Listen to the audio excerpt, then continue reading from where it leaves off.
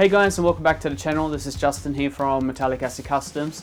Just want to make a quick video in regards to these GPU brackets which I'm currently manufacturing, well, about to manufacture. I'm doing a custom PC project for my friend over in the States, and he has requested that I create a 90-degree angled bracket so that the graphics card sits parallel to the motherboard. Now, this is actually pretty special in regards to the way that it mounts. Now, any type of aftermarket PCIe riser usually attaches to the chassis steel PCIe slots, and in regards to the EK water blocks one, that also attaches to the motherboard standoffs as well. Now, unfortunately for this particular application, it won't work for this BC1 test bench, and that is because there is no regular steel PCIe slot mounting mechanism or system. The graphics card is going to be using a backplate which is actively cooled, and that's the one by EK water blocks. And what's special about that backplate is that there is a terminal where you have to connect one fitting on each side of the terminal so that these two water blocks, the backside and the active cooling backplate, end up being serially cooled.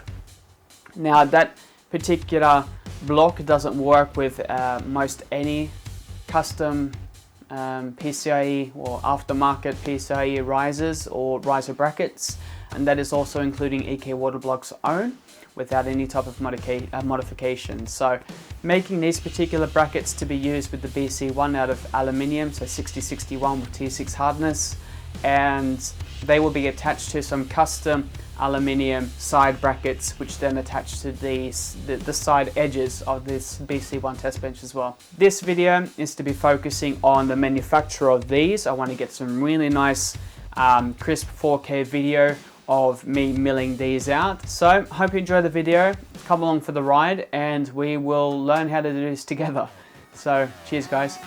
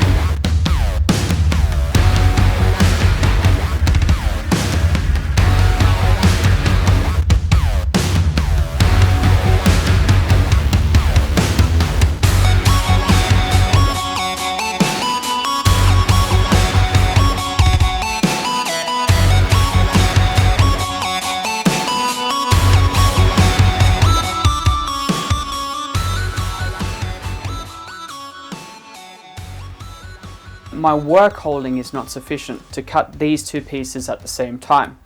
Now, I had left tabs. The tabs were 2 or 3 millimeters high and 10 millimeters wide.